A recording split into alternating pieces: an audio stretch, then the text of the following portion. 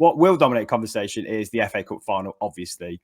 That was a tense affair, wasn't it? Quite exciting, quite lively. Dave, a word on Chelsea, if you can. Their third FA Cup final loss in a row.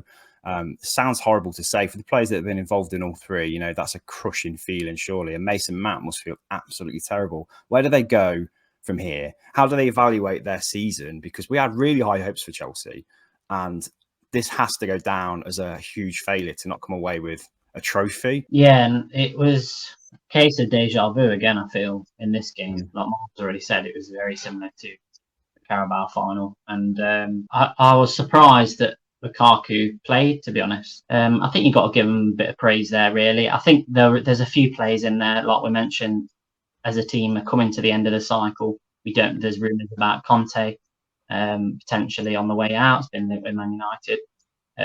Obviously, Rudiger's on the way out. Azpilicueta, we don't really know what's going to happen with him.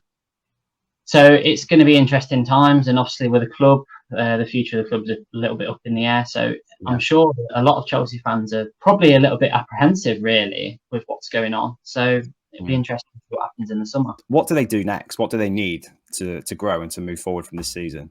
Yeah, that's what I was going to say. It is so weird to even try and analyse where Chelsea are at now, because this season probably is a failure in terms of what their expectations would have been. And look, they were out of the running for the league title before everything happened with Abramovich. So let's not get twisted and say that was the only thing that influenced it. But they will have expected more from Lukaku. I think they put a lot of hope on I think that's a big worry, really. Yeah.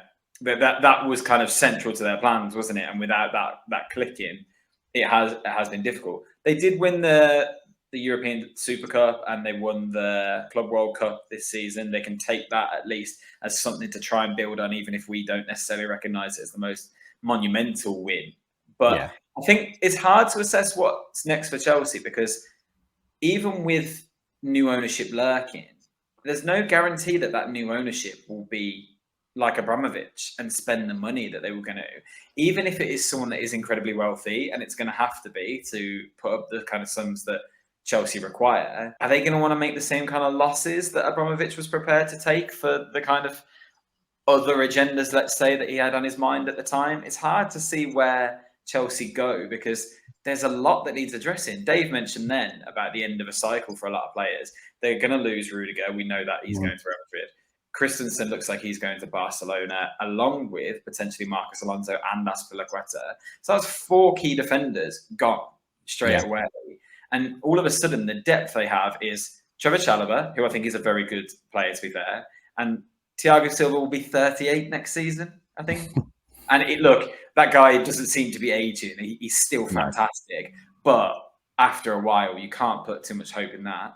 And we don't know when they're going to be able to do any transfer visits. Is Malanga Sarr going to be their star centre-back next season? Because I think the worrying thing is, as well, is let's not be naive and think, clubs stop talking to players when the transfer window opens. There's players will be talking to their agents, and agents will be talking to other clubs now.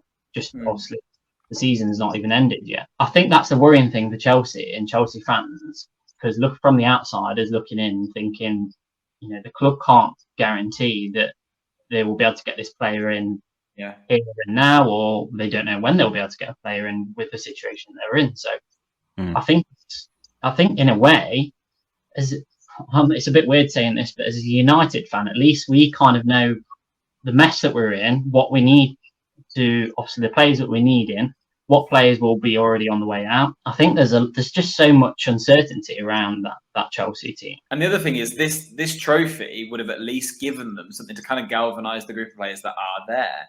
And it is frustrating for Chelsea, because actually, I don't think you can say they deserve to lose this final. I'm not saying that Liverpool did either, to be honest. But like you said, it was fine margins again.